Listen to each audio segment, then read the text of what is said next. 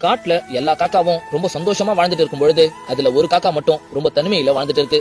இத பார்த்த ஒரு பெண் புறாவும் அந்த காக்கா கிட்ட போயிட்டு, நீ ஏன் யார்கிட்டயும் பேசாம ரொம்ப சோகமா தனிமையிலேயே இருக்க? எல்லார்கிட்டயும் பேசி சிரிச்சு ரொம்ப சந்தோஷமா இரு. இன்னையில இருந்து நம்ம 2 பேரும் நல்ல ஃப்ரெண்ட்ஸ் அப்படின்னு சொல்லி ரொம்ப ஜாலியா பேசி அந்த காக்காவை சிரிக்க வச்சிருது. அந்த பெண் புறாவும் ஒவ்வொரு நாளும் அந்த காக்காவை தேடி வந்து அவங்க 2 பேரும் சேர்ந்து ரொம்ப சந்தோஷமா விளையாடுவாங்க. அந்த காக்காவுக்கு அந்த புறாவை ரொம்பவே பிடிக்க ஆரம்பிச்சிருச்சு. திடீர்னு ஒரு 5-6 நாளா அந்த பெண் புறா அந்த காக்காவை தேடி வர்றதே இல்ல. இதனால ரொம்ப சோகமான அந்த காக்காவும் அந்த பெண் புறாவை நினைவுல நினைச்சுக்கிட்டு ரொம்ப கஷ்டப்பட்டு சோகமா உட்கார்ந்துட்டு இருக்கிறப்ப ஒரு காக்கா அங்க வந்து, என்னாச்சு, ஏன் சோகமா இருக்க அப்படின்னு கேக்குது. அதுக்கு அந்த காக்காவும் ரொம்ப சோகமா, நான் எங்கேயோ தனிமையிலேயே இருந்திருப்பேன், வா நம்ம ஃப்ரெண்ட்ஸா இருக்கலாம்னு சொல்லி என்ன சந்தோஷப்படுத்தி என்ன சிரிக்க வச்சு இப்ப அவங்க இல்லாம இப்ப கஷ்டத்தை அனுபவிச்சுட்டு இருக்கேன். இத்தனை நாள் நான் தனிமையில தான் இருந்தேன், ஆனா நிம்மதியா இருந்தேன். ஆனா இப்ப சில உறவுக்கும் சந்தோஷத்துக்கும் ஆசைப்பட்டேன்.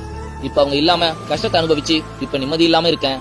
இத்தனை நாள் நான் தனிமையில இருக்கிறது தான் ஒரு கடுப்பான விஷயம்னு நினைச்சுக்கிட்டு இருந்தேன். கடைசியில இப்பதான் புரியுது அந்த தனிமையில தான் நம்மளுடைய நிம்மதியும் இருக்குன்னு. சந்தோஷமா பேசி சிரிச்சு ஆசையை வளர்த்துக்கிட்டு கடைசியில மனசு வெஞ்சு உட்காரத்தை விட தனிமையில இருக்கிறது தான் சிறந்த வழி அப்படின்னு சொல்லுது. இந்த குட்டி ஸ்டோரி பிடிச்சிருந்தா மறக்காம லைக் பண்ணுங்க.